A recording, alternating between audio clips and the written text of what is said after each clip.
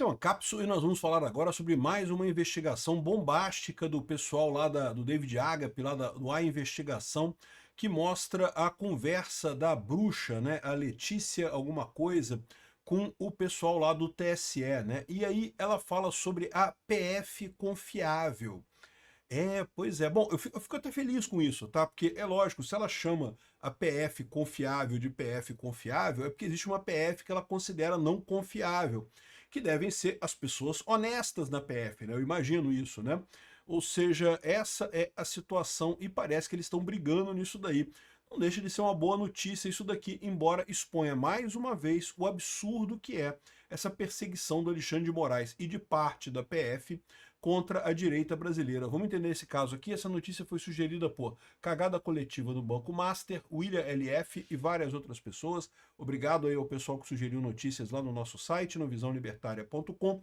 E obrigado a você que está assistindo o nosso vídeo. Se você gosta do nosso conteúdo, por favor, deixe o seu like, se inscreva aqui no canal, né? Pois bem, o David Agape lançou mais uma reportagem aqui fantástica aqui sobre a conversa entre a tal da bruxa, que é a Letícia Salorenzo, né? A Letícia Salorenzo, ela, assim, chamá-la de bruxa não é uma ofensa, porque ela própria usa esse nome, né? Ela diz que é bruxa, né? E ela, esse vazamento do Eduardo Tagliaferro mostrou algumas conversas muito interessantes dessa história. Eu estou falando dessa reportagem aqui, Vaza Toga, a bruxa, o infiltrado e o delator, né?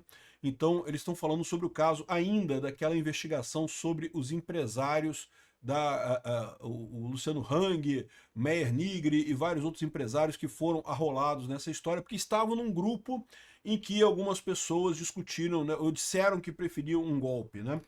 Então está aqui a história, a operação de 23 de agosto, justificada apenas com base em uma reportagem, atingiu em cheio o núcleo empresarial que seria responsável tanto pelo financiamento quanto pela amplificação digital do bolsonarismo.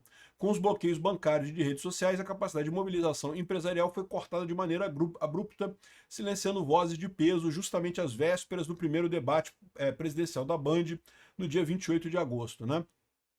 Eu tenho minhas dúvidas se realmente havia esse financiamento todo do grupo empresarial e coisa e tal, mas sem dúvida alguma as pessoas ficam com medo, né? No momento que você tem uma ação dessa, todo mundo fica com medo de ajudar o Bolsonaro nesse caso, por conta de também ser alvo desse tipo de coisa, né? Aqui, ó, a investigação contra os empresários só foi arquivada por Alexandre de Moraes um ano depois, já com Lula na presidência e sem absolutamente nenhuma acusação contra ninguém, porque não teve nada de errado. Então, mais uma vez, é um uso daquilo que eu falo para vocês, que é o absurdo que todo ditador usa, que é abrir um processo, abrir uma investigação, um inquérito e usar medidas cautelares para punir as pessoas durante aquele inquérito, né? E os milicos faziam isso, cara. O DOI-CODE era basicamente isso, abrir um monte de inquérito e usar medidas cautelares para punir pessoas aleatoriamente por coisas que o regime não gostava, por coisas que o ditador não gostava. Então, aqui, ó, o ministro concluiu em relação a 6 empresários, faltavam elementos mínimos e não havia justa causa para continuidade. Pois é, mas isso era desde o início, porque vamos combinar, o cara dizer que prefere um golpe do que Lula, você pode até discordar da opinião dele, é seu direito discordar da opinião dele, mas é a opinião dele, não tem nada ali de arrumar um golpe, coisa e tal, né? Parece que estão dizendo aqui que as redes sociais do Hang, o Hang e o Nigri ainda estão sendo processados, tá? O processo está em sigilo ainda, sei lá por que motivo, né? Aqui, ó, as conversas reveladas pela reportagem mostram que, diante da fragilidade da base probatória e da repercussão negativa da operação, Moraes pressionava seus assessores a produzir documentos retroativos. E aí que entrou essa história toda lá da Letícia Salorenzo e coisa e tal. A gente já viu essa história dos documentos retroativos, que é um absurdo isso daí. Mas o curioso é essa história aqui essa conversa aqui da Letícia Salorenzo, né? Aqui, ó. Parece que tem ataques ao Barroso também. O que vier é ótimo. Você consegue ver no celular do Nigri o que ele recebeu de Jair Bolsonaro e o que enviou em listas de transmissão? O Eduardo Tagliaferro fala, se receber o celular, sim. Vocês ficam com o celular dele, não? Sim, mas a PF não entregou ainda. Vocês conseguiriam colocar as mãos nesse celular? Vai demorar. E mais, a PF está com esse celular, é a PF confiável? Ou seja, entenderam a história, né? É o que a gente está falando. E olha só como é que esse problema é um problema sério. Porque você lembra que quando o Sérgio Moro saiu do governo Bolsonaro, ele acusou Bolsonaro de interferência na PF, porque o Bolsonaro queria colocar o Ramagem como chefe da PF. E daí o STF proibiu isso, uma coisa inédita, uma coisa totalmente sem sentido, porque é direito do presidente definir, né, quem são as pessoas, e inclusive o chefe da Polícia Federal, e no entanto ele foi proibido pelo STF, que proibiu ele de definir quem era a pessoa que estava lá. Isso é um caso clássico de excesso do STF, o STF invadindo a esfera de direitos de outros poderes, né?